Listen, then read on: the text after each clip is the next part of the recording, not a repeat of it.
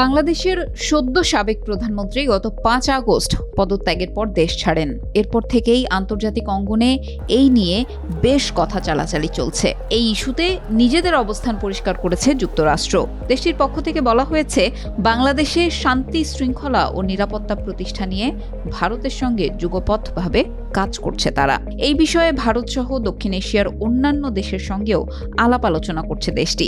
স্থানীয় সময় গত ১৪ই আগস্ট ওয়াশিংটনে মার্কিন পররাষ্ট্র মন্ত্রণালয়ের নিয়মিত ব্রিফিংয়ে দেশটির পররাষ্ট্র মন্ত্রণালয়ের উপমুখপাত্র বেদান্ত প্যাটেল এই তথ্য জানান।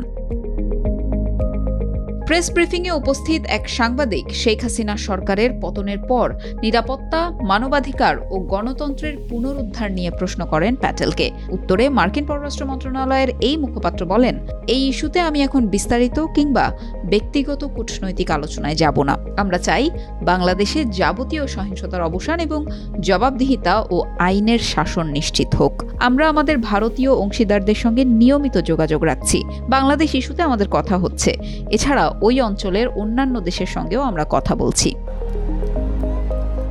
এর আগে ছাত্র জনতার ব্যাপক আন্দোলনের মুখে টিকতে না পেরে গত ৫ আগস্ট বাংলাদেশের প্রধানমন্ত্রীর পদ থেকে পদত্যাগ করে দেশ ছাড়েন শেখ হাসিনা। আশ্রয় নেন ভারতে। বর্তমানে তিনি সেখানেই অবস্থান করছেন।